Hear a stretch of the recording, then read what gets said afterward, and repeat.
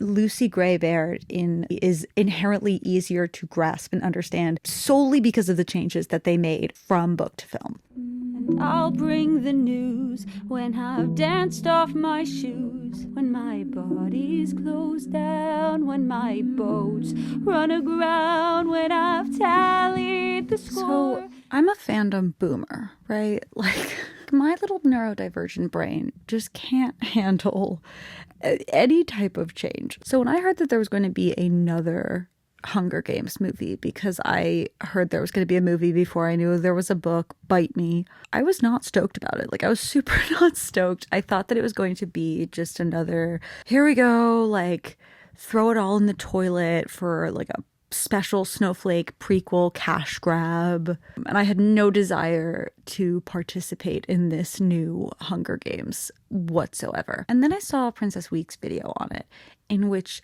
I became aware of the fact that Viola Davis is in this movie. And I will do anything for Viola Davis. I will do anything Viola Davis asks of me. That woman can hit me with her car and I will build her a replacement with my bare teeth. Like, if she's in it, I'm there. So I bootlegged that shit so fast. And because they're listening, I started getting inundated with TikToks and YouTube shorts and YouTube ads just about this movie and people's reactions to this movie. And I guess the book too. And one of the like really common ones that I kept seeing was this take where people were like, I didn't really understand who Lucy Gray was in the book because it was all through Coriolanus's perspective and he doesn't see her as a real person. But then I saw the movie and now I understand her because Rachel Zegler is so good.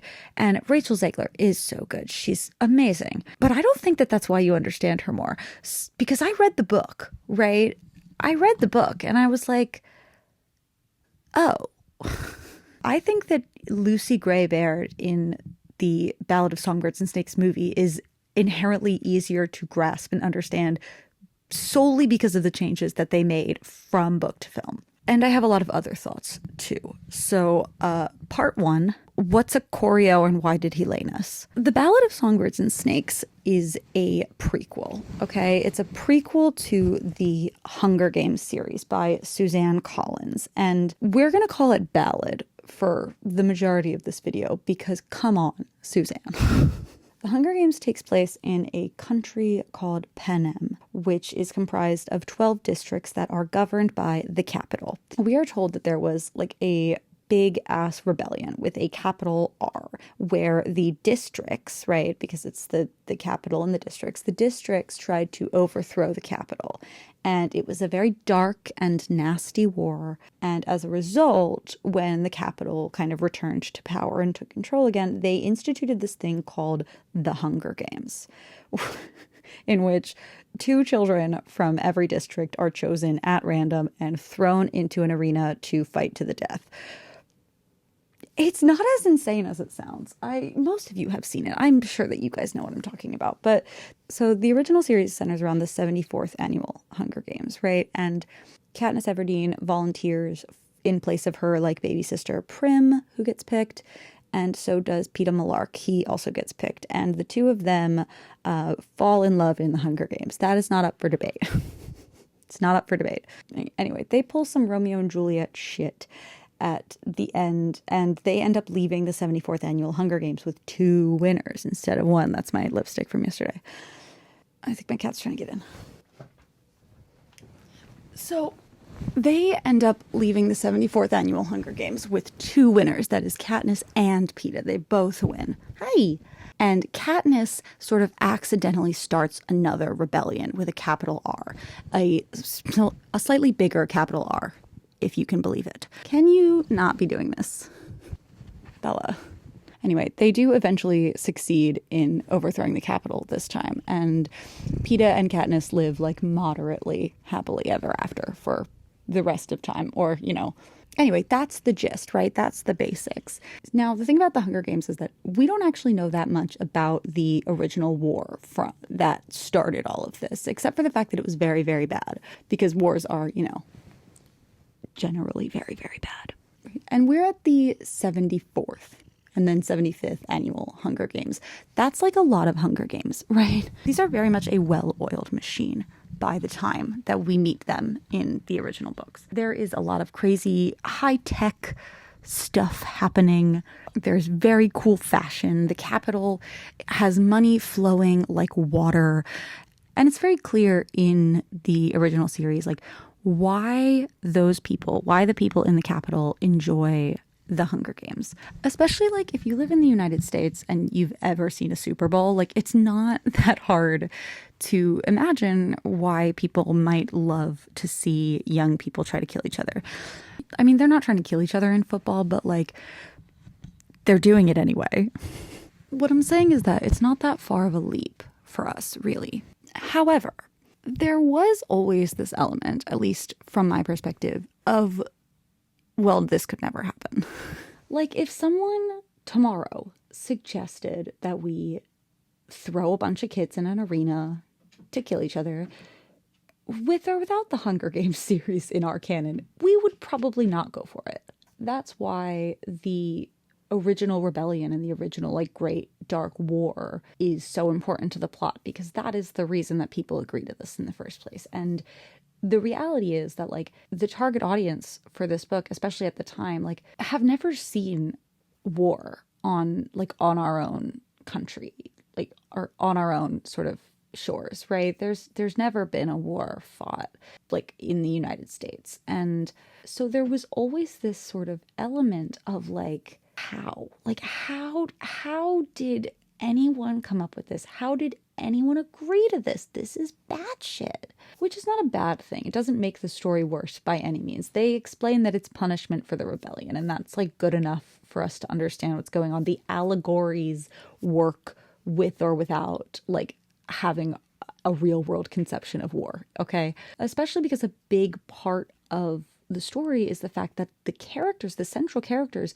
were not alive during this original rebellion. Like, Katniss, Peeta, I don't think Haymitch was even alive during the original rebellion. Like, you know who was alive during the rebellion, though? Coriolanus Snow.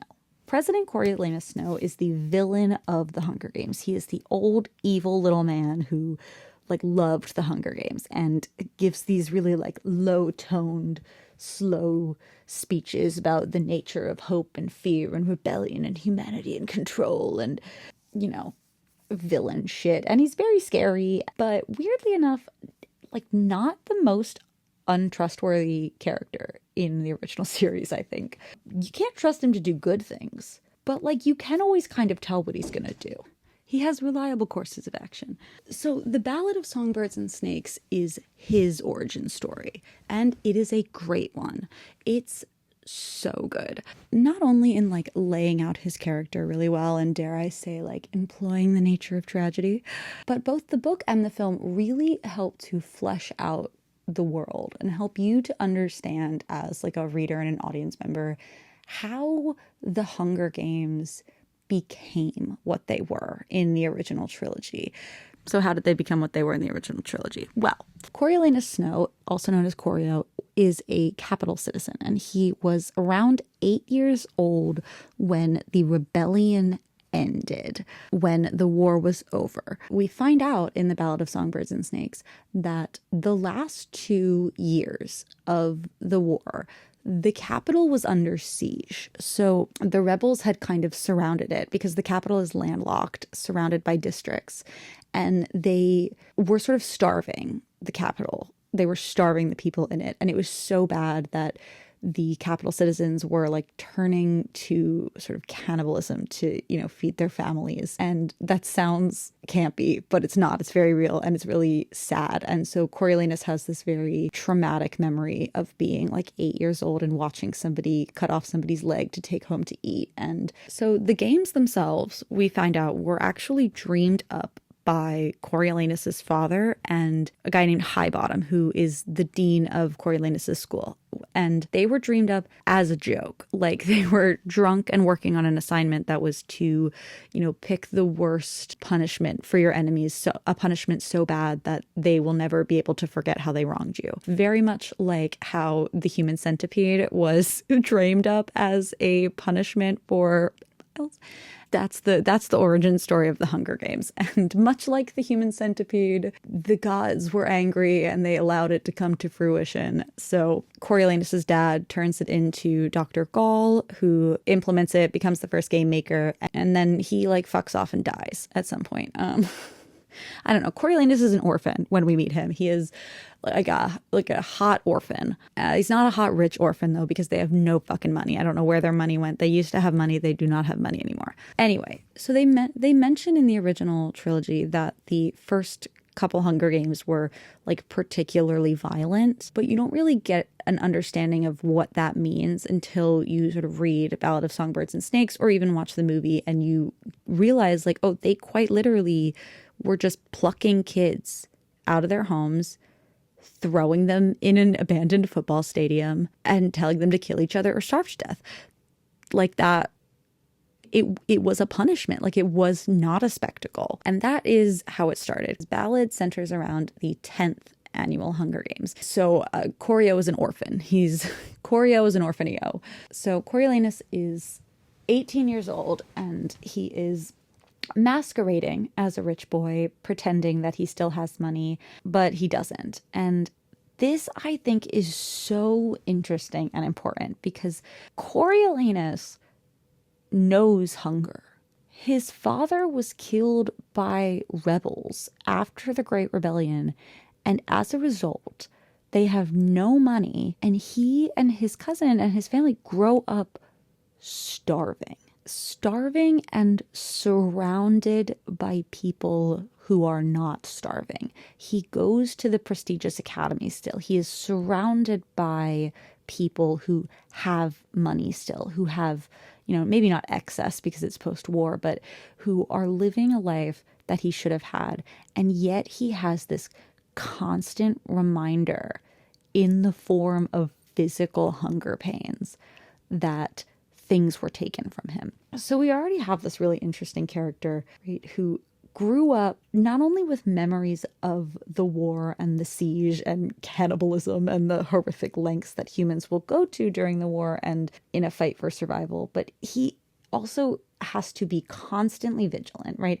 Constantly living this lie because it's the only way to keep his family afloat and together, and for him to have any hope of possibly achieving any more and achieving anything greater than he has to, help his family. And he does it all while he's starving. And I think that it's a really fascinating way to set up a villain story, because when we look at hero origin stories, they're sort of the same, right? They're often outsider stories. They're people who grew up with adversity, who grew up living within a status quo, but not being able to fit in it, if that makes sense. I think it's nice to see that those circumstances are not sort of exclusive to herodom. Those circumstances can create monsters and villains just as much as they can create heroes. And that, blank slate, tabula rasa, if you will, which brings us to our first mini philosophy break. I actually think it might be the only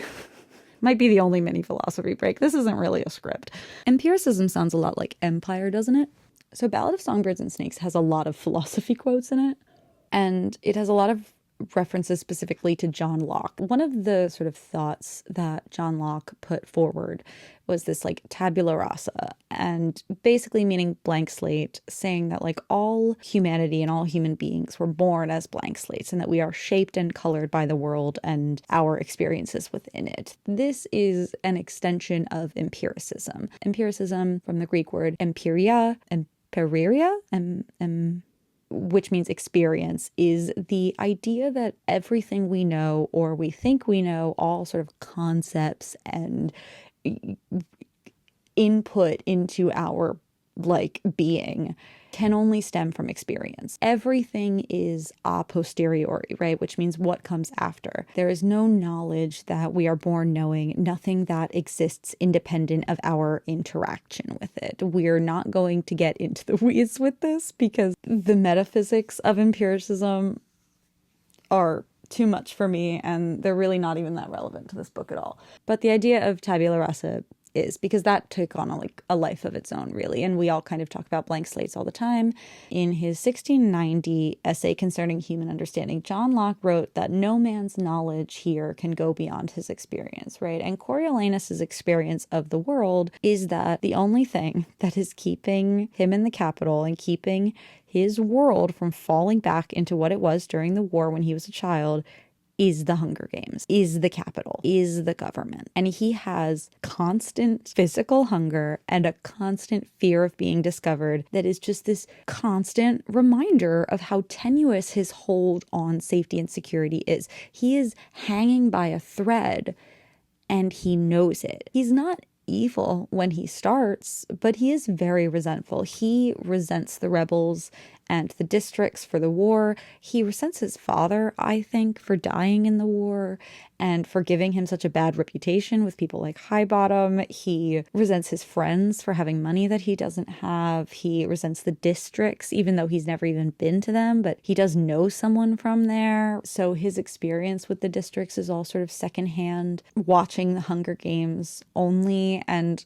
sort of what he's taught in school. Whereas his primary experience with the districts only comes in the form of Sejanus Plinth, really, who is a friend of his who came from District 2, and his father now makes like a shitload of money in the capital. And Sejanus basically has everything that Coriolanus ever really wanted, and he is not grateful. Sejanus hates the capital. He hates living in the capital. He misses his friends. He misses his life. And throughout the book, he literally becomes like a full-on rebel. Okay. So Sejanus is, for Corio, a sign that the lines between the district and the capital are painted in more than just blood, right? They're painted with money. You can cross those lines if you have it, which means you can be pushed over them if you do not. If money can buy your way into the capital, then a lack of it can certainly force you out. So I kept finding this other quote when I was researching about John Locke about how our incomes are like shoes, and if they are too little, they gall and pinch us, and if they are too great, they cause us to stumble and trip. And it kept being attributed to John Locke, but I could not for the life of me find like where he wrote that and what the original piece was. Like, when did he say that? Why did he say that? And then I found it attributed to this guy Charles Colton, possibly from a piece called Just Wages. I couldn't find the quote from him in any work by that guy, but I did find Charles Colton quoted in an 1893 book called The Wage Workers of America and the Relation of Capital to Labor by John Stolz. So there you go, H-Bomber guy. Anyway, I mention that quote because whoever it's attributed to, I think it is an idea that is expressed really well within Coriolanus' story, right? Because he is surrounded by wealth that is so great that it is causing the people around him to stumble and trip, right? It is causing Sejanus to not understand the things he could do and things he should do with his money, and right, not understanding like the gifts that he's been given. It causes people like Dr. Gall to like love the games, right? Like it's causing the Hunger Games, which he does kind of think are a little insane at a couple of points. But he himself has, an income that is so little that it pinches and galls him and makes his life insanely difficult. At one point during the 10th Hunger Games, Sejanus actually goes into the arena because his friend had been reaped from District 2. And he goes in to perform this like tradition that they have from District 2 of spreading, I think it's like rice and grains around the person's body so that they have something to take with them into their, sort of next step and next place in life. And interestingly, like Coriolanus does not understand this at all. And he doesn't understand it because he understands the districts to be starving. And he is starving. And he can't imagine wasting food like that. He doesn't think it's ridiculous because it's stupid or a superstition. He kind of does think that, but he really is offended by the waste. The capital is no stranger to wasting food. People around him waste food all the time, but he can't. He can't waste food. And he feels like they should know better, because he thinks that if I know not to waste food and I'm surrounded by people that do, how do these people who are starving not know that that's ridiculous and they shouldn't be wasting it? Which is a really, I think, genuine and interesting kind of take for him to have. So this is obviously not good, right? That Sejanus has gone into the arena full of kids trying to kill each other, who have already killed several other academy students at the time. And so they send Coriolanus in to drag him out. And he does so by telling him, like, hey, this is not helping anyone. You dying in here is not helping anyone. You have money. You can do better. You could do more for District 2 out there in the capital than you can getting killed by the tributes. Let's go. Because Coriolanus himself is in poverty, right? He is pinched and galled by his income. It is a constant reminder in the form of this literal hunger and the need to keep this ruse up. Sort of the ruse itself as well. If he plays the perfect capital boy long enough, he will inevitably just become the perfect capital boy. And like Sejanus says at one point that he remembers watching Coriolanus watch other people in school. He's like, I remember seeing you the way you used to stare and assess everything and decide when to weigh in. That's a survival skill for him. He watches and takes in all of these sort of empirical evidence and empirical data and then decides the best course of action because he does not have the luxury of floating. Another thing that John Locke says in, I think, A Theory of Two Governments, but again, I didn't really study John Locke. Don't source me on this. He says, we are like chameleons. We take our hue and the color of our moral character from those who are around us. And over the course of the book and the film, we watch Coriolanus slowly interact with all of these different people. We see him go into the districts. We see him in the literal Hunger Games. We see him experience and take in more or less every aspect of life in Panem. And we see him take all of this data and all of these people that he interacts with and eventually form the worldview that will one day lead him to being the president presiding over the 74th Annual Hunger Games. And like, I think the general idea is supposed to be that, like, that was his downfall, right? Like, in light of this book and film, like, I kind of don't think that the 75th Hunger Games and the war were, like, necessarily his downfall. Like, I do kind of, like, I kind of think he won. But I don't know if we're going to unpack that or not. So let's just talk about the real reason that we are here in the first place, which is the fact that Part 2, Book Lucy kills people. Another thing that I genuinely think gets lost in the discussions of the original Hunger Games films is just how good they actually are, right? Like, yes, everybody knows that they're good. Nobody thinks they're bad. But considering that they came out of the slow motion YA book to movie train wreck that brought us The Mortal Instruments, Divergent, and Beastly, I think it's very, very impressive that these films are as good as they are, okay? And you can't tell me that it's because the source material is good, because the Percy Jackson source material is phenomenal, and those movies were offensive. Apart from these boots that Katniss wears and a couple other outfits that are so 2012 they give me literal panic attack, these are phenomenal movies. And they're not just good movies, they're good adaptations, right? I think that I've said this for a while. I think that Catching Fire is one of the best book to movie adaptations that's ever been done. The only book to film series adaptation that is better than The Hunger Games is the Twilight Saga, but I will not be making that video until I hit 100,000 subscribers, so you have to wait. Anyway, I'm saying this because I want you to know that changes are fine. Changes are fine. You are allowed to make changes when adapting things from books to movies. Making changes does not inherently make an adaptation bad, and it does not inherently make the series bad, or the film, or the book, or any. For example, they cut out Peeta's fake leg. That was a great choice. That saved us so much time. I'm so glad we didn't have to watch a CGI'd fake leg on Josh Hutcherson, and it didn't affect the story or anything. I also think that, like, Effie's role was, like, seriously expanded in the third one, if I remember correctly. I didn't reread the books for this. I just rewatched the movies. Also, like, the first movie gave us all of those scenes of, like, the game makers and Snow. Like we got all of these scenes with President Snow and what was happening outside of the arena that we didn't get in the books because we're not privy to that because they're from Katniss's first person perspective. That was a great choice. That was so, like, that was a really, really good element. And while we're talking about Snow, I just want to say the guy who plays young Snow, like, phenomenal. There were like several times when I was like getting chills and like freaked out by how good he was and how much like if I didn't know better, like I really would think that it was the same person, like however many years apart. It was uncanny. It's like he's good. He did a great job.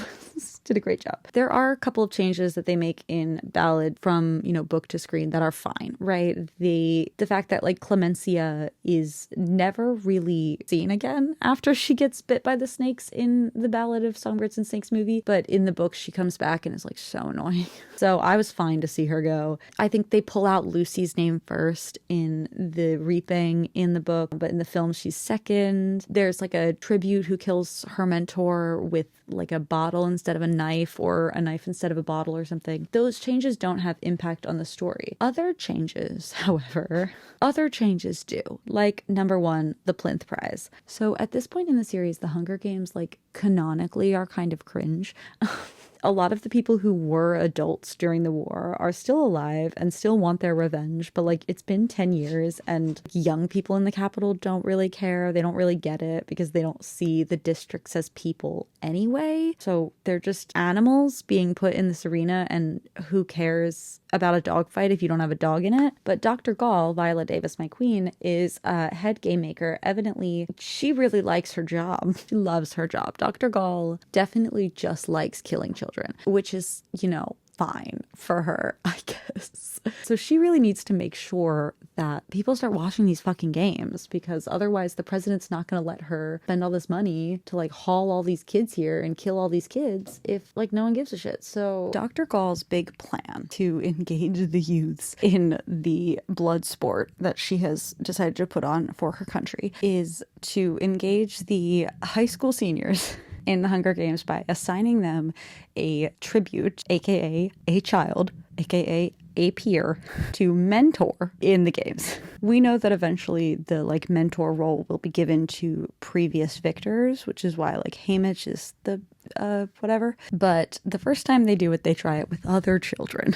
So Coriolanus, if you remember, we said that Coriolanus's father helped implement the Hunger Games by stealing Dean Highbottom's ideas. So Dean Highbottom does not like Coriolanus, and so somehow Coriolanus ends up with the District 12 girl as his little tribute, which is like a notoriously bad tribute because she's a girl and she's starving from 12. So not great, not looking great. Now, in the film, they introduced this thing called the Plinth Prize, which is basically a massive scholarship given by Sejanus's father. And it is set up in the film as like an annual thing that occurs every year that Coriolanus already has his eyes on, that he already basically needs in order to go to university to make all of his dreams come true. And he thinks he's a shoo-in, pretty much. Like, he's been working really hard. He's pretty sure he's going to get it. And then he walks into school and they're like, actually, change of plans. Only one tribute can win the Hunger Games. Oh, sorry.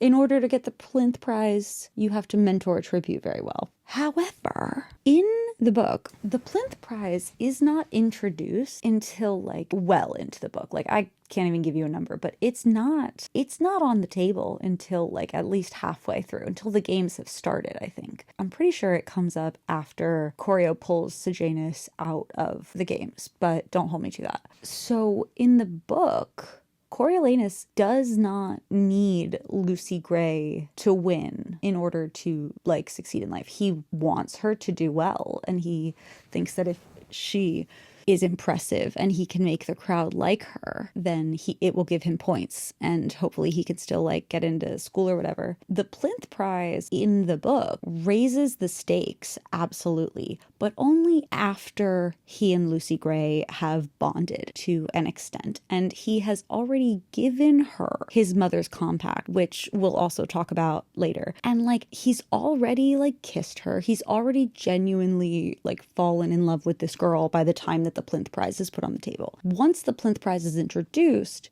he becomes even more determined to help Lucy Gray win, because now he could have everything. Now he could have the prize money, go to university, get the girl, have everything within reach. And he eventually does, right? He does help her win. Everything backfires so horribly, and he is disillusioned by everything and just sort of shattered by everything that loving this girl has cost him. He helps her win, and he thinks he's going to get this prize, and then he goes to get the prize, and actually only one tribute can win the Hunger Games. Does this remind you of anything? Does this remind you of maybe two people who are 95% sure that one of them is going to die in the Hunger Games, only to find out like around the 75% mark that actually that doesn't need to be the case? They can have everything and they can win the Hunger Games and go home to their lives, right? And they have all of that additional hope then ripped away from them right when it's in reach. Hurt people, hurt people. Hurt people, hurt people. And so the plinth prize being on the table from the beginning makes it almost completely necessary that Lucy Gray win these games in order for him to accomplish his goals at all. It makes her victory something that he needs, whether he likes her or not. And this, I think, just makes it a lot easier to see Lucy Gray as a sort of victim of Koryo's selfishness and as like a toy that he is playing with, like a chess piece, especially when he gives her that compact full of poison. Number 2, the compact. In the film and in the book, Coriolanus gives Lucy Gray his dead mother's compact, and it's, very emotional or whatever. The difference between the two is that in the books, he gives it to Lucy Gray and it's empty. And he tells her that she might want to fill it with her own powder, knowing that she is sort of smart enough to put together what he's talking about, and that she will fill it with the rat poison that is in the zoo that she is being kept in. And the rest of the scene with the compact in the book really is them sort of like bonding and saying goodbye and being all stupid and lovey and whatever. And the real point of that scene, at least when I read it, was the fact that he says it's alone and you have to bring it back to me. And she says, that's good. That's helpful. That will help me think that I might actually be able to win this, because I have to win this so I can give this back to you. And it's very sweet. And they're in love. Whereas in the film, he gives it to her and it is already full of poison. And then he explains to her exactly what the poison is and how to use it. This is not that big of a deal. Okay, I get it. Technically, he does put the idea in her head in the book. He might as well be putting the powder in her hands. But not only does it kind of take away like a little bit of the faith that we know that Coriolanus has in Lucy Gray to maybe win these games, as far as like in the book, like he knows that she'll know. And like he says at one point, like I could see it in her eyes that she could see in my eyes what I was talking about. But even though he did put the idea in her head in the book, it's not until we really see her use that rat poison that book Koryo is like, oh, thank God. There is this other running theme that really was left out of the film where Lucy Gray just like drives Coriolanus crazy. Like she mystifies him, he says all the time. She like is an enigma. She never does what he thinks she's going to do. So when she does use the poison the way that he was hoping that she understood, it's confirmation of not only is she like smart, badass, successful, and possibly going to win this thing, but like I was right. Like I knew that she knew and I was correct, because in the book there was always a chance that it didn't work until the moment we see her use it. So there was suspense. In the film, we know that she goes into those games the whole time. We know that she has this poison in her pocket the whole time. And Coriolanus also knows that she has this poison in her pocket the whole time. By having him give it to her fully prepped and ready to go, we lose a bit of that mystery, because we know exactly what she is armed with the whole time that we see her in the games in the beginning. Also, talking about the rat poison, in the film, she uses the rat poison twice, and they are her only 2 kills. Some of the other tributes like get water sent to them and they aren't really looking or paying attention. So she fills one of them with like a bit of the rat poison and then like smashes all the other ones so that they have to drink the poison one. But instead of her like big bad enemies drinking it, it's like this poor sad little sick girl. And it's really sad. And Rachel Zegler is so good in this scene, and it's so heartbreaking. And this is very similar similar to in the book, right? She also poisons the water thinking that the big, bad, scary, evil kids will drink it. They do not. The poor, sad, sick girl does. It's all very sad. The second time that she uses it in the films is when she is being chased and she is crawling through the air ducts and she sprinkles it down over the vents on one of the tributes. He breathes it in and dies. In the book, the second time she uses it is just also in like a puddle of water, but it's the same tribute. It's the same thing. Even though they're slightly different, they don't impact, I think, our understanding of the story or Lucy Gray at all. However, the third person that she kills in the books is actually Reaper, who is like a big, scary tribute. This kill that I think being left out of the film is what makes Lucy Gray easier to understand in the film, what makes her seem more cohesive as a character and less mystifying, because the way that she kills Reaper in the books is fucking sick. 3, evil snakes. So in both the book and the movie, we get introduced to Dr. Gall's creepy evil snakes really early, and we're kind of explained that they won't bite you if they're used to your scent, and if they're not used to your scent, then they'll kill you. That's the gist. And in the film, what happens is there was a bombing, and one of the academy kids gets killed by a rebel bomb. And when he does get killed by a rebel bomb, Dr. Gall is so angry that she plans to drop all the snakes in the arena and kill all of the tributes. And the reason that they don't kill Lucy Gray is because Coriolanus snuck a handkerchief with her scent into their tank so that they wouldn't kill her because he loves her. In the book, the snakes just kind of get put in like for funsies, like on the 4th day or something like that. They don't kill Lucy Gray. She gets to sing like covered in snakes, and it's very cool. And then it rains and like most of them die. And then there's like a bunch of tributes still left over. But because the snakes like her, because they don't kill her, she can like keep one in her pocket, and she tricks Reaper into like attacking her so she can shove it down his shirt, just like she did the girl at the reaping, and it bites him and he dies.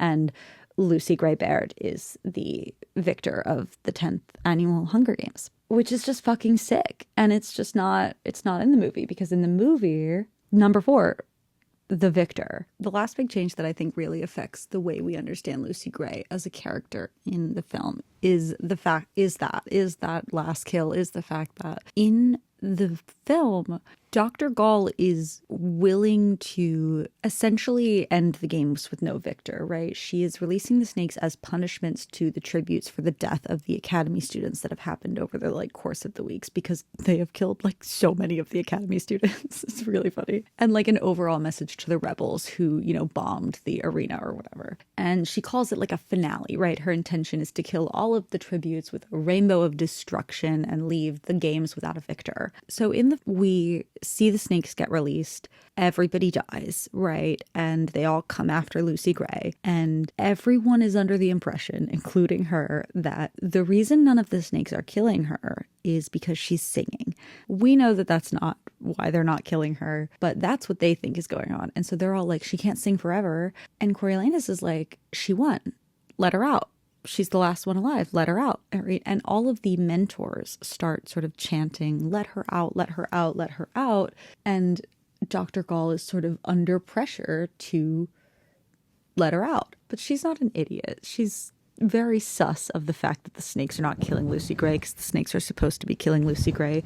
So she's not jumping on the chance to let her out. And Corio is the one who has to be like, you can't leave the games without a victor. No one's going to watch the games if there's no victor. Everybody starts screaming, let her out, and Dr. Gall does. And while this moment is sick, right, this is a very cool moment, and it's very powerful, and I think it actually says a lot of really interesting things about the fact that Snow in the Hunger Games is very much willing to let there not be a victor, and very much willing to let Cadis and Peeta kill themselves. So much so that when Seneca Crane lets them out, he locks Seneca Crane in a room full of berries and makes him kill himself. I think that this sets that moment up very well, especially because we do get a sort of visual parallel in the films as well of young Snow walking into a room thinking he's going to get his prize and seeing the compact and the handkerchief like on a table and then being informed that his life is over. And,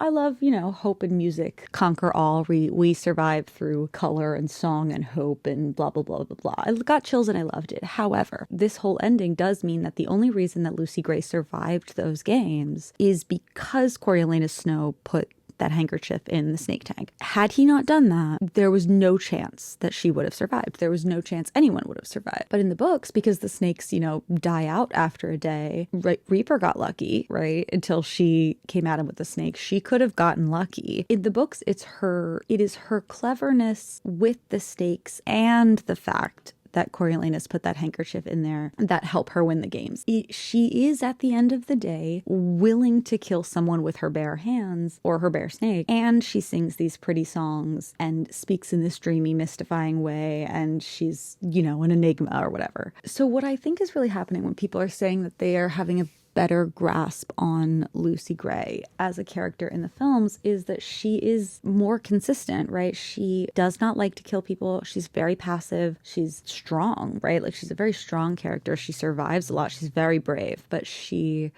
makes a lot of sense. She, is like the power of love and all that, right? All of her actions make more sense together. She doesn't really deviate. She doesn't throw any curveballs. And this does not make her bad or worse. I actually really like that moment with the snakes, and I think Rachel Zegler is amazing. I just think that the fact that she wouldn't have survived the films games at all without Coriolanus makes her easier to understand as a character. That the fact that she is less willing to kill people despite being in the Hunger Games makes her a more comprehensive, a more palatable character. Part 4, 64 years later. Another thing that gets left out of the film, mostly because it's like very much in Coriolanus's inner monologue, is the fact that Coriolanus is very fixated on the fact that Lucy Gray is Covey because she comes from a family of traveling musicians who got locked into 12 when the war happened. And now they can't leave, but they don't consider themselves District 12. That's not her home.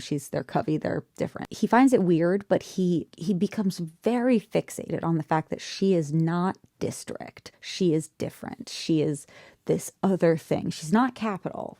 She's certainly not Capital, but he is super obsessed with this idea. And we know as readers that there is nothing special about Lucy Gray compared to these other kids in tributes, not because she's not special, but because that's the point, right? The point is that they are all human. These are all children. There's nothing inherently different about the Capital kids, at their spirit and their core.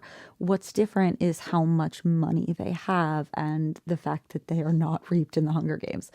There's nothing inherently different about who they are and how they function. We know that.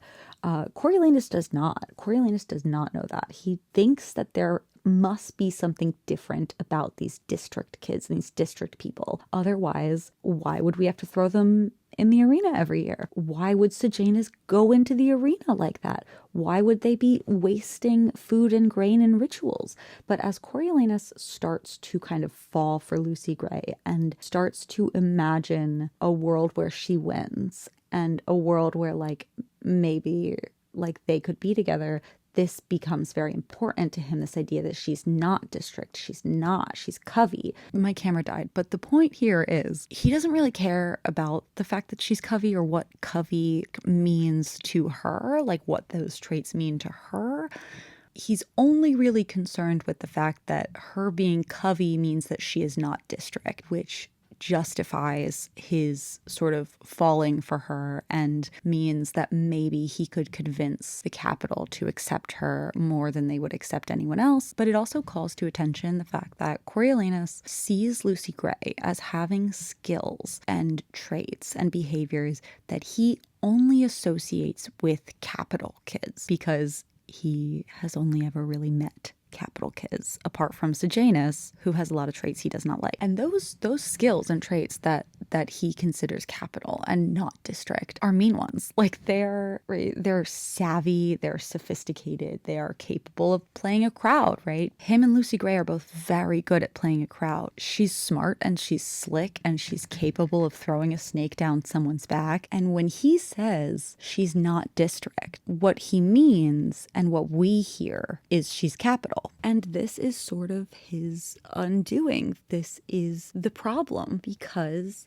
she is district. They're all district. They're all just fucking kids. They're all the same. Like, there's nothing inherent about her value as a person that is dependent on whether she is Covey or district or capital. She is not a capital girl who was forced into the districts. She is not this like shiny rainbow in the gray of District 12. She is District 12 in a rainbow dress. She is scrappy. She has raised her siblings by herself. She is friends with snakes and will sing a song she wrote about you directly to your face. And truthfully, like, I don't think she ever trusted Coriolanus as far as she could throw him. And it's just another part of this sort of perfect storm that creates the Coriolanus Snow that we meet in the 74th Hunger Games. Because if Lucy Gray really was district in his mind, if he saw her the way that he sees other district kids, then he might have to face the fact that all of those district kids are just like him, right? That they are all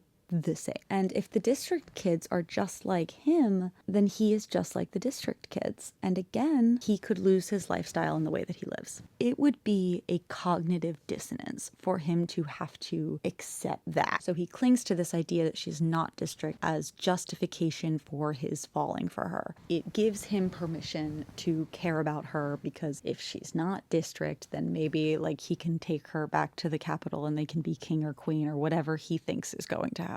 And then when she betrays him, air quotes, because Coriolanus killed his friend, from his perspective, she betrays him. Her not being district is no longer a good thing. It makes her wild. Whereas before it made her this sort of blank slate that if she wasn't district, he could make her capital. Now she is wild. Now she is other. Now she is dangerous.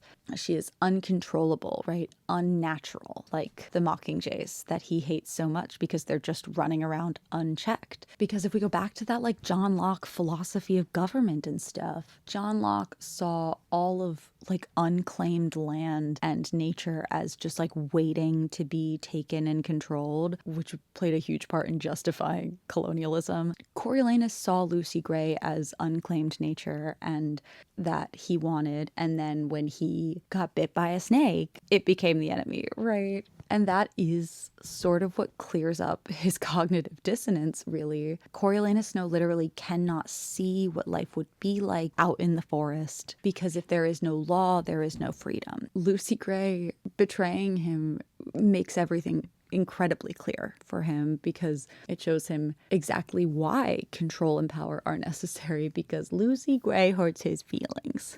He got his feelings hurt. He put up a fence and he realized that, you know, a little bit of freedom, a little bit of rebellion is good, but too much of it. And, you know, you're shooting bullets at your girlfriend in the woods. Like, I don't know. I just was very inspired by this book and I had a lot of thoughts.